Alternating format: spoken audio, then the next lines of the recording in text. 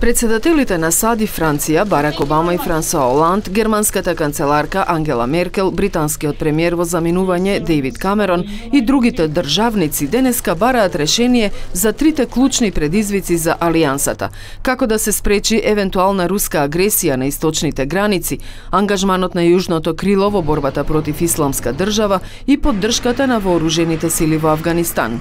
Со месеци пред овој самит, безбедносни експерти го анализираа секој чекор на Русија, оценувајќи дека односите меѓу Истокот и Западот одново заладуваат, а Москва станува дополнителна закана.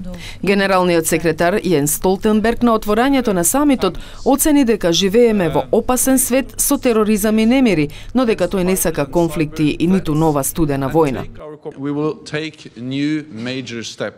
Деновиве ќе преземеме на тамошни крупни чекори за модернизирање на нашата колективна безбедност и стабилност зад нашите граници. Тоа ќе вклучува поголемо воено присуство во Полска, Естонија, Летонија и Литванија.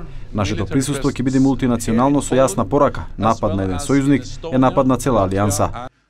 Американскиот председател Барак Обама денеска потврди дека Вашингтон и европските сојузници ќе ја продолжат соработката во однос на глобалните предизвици и покрај одлуката на Британија да излезе од Европската унија.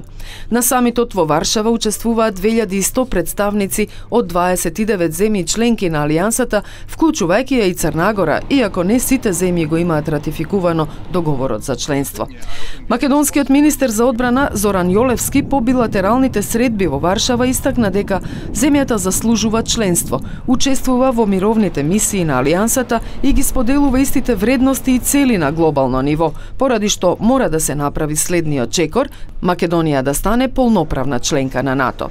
Пред официјалниот почеток на самитот, челниците на НАТО потпишаа договор со Европската унија за одбранбена соработка, што двете страни го оценија како историски, затоа што ја одразува новата содржина и сила на партнерството во борбата против хибридната војна, кибернападите и справувањето со огромниот бран илегални мигранти.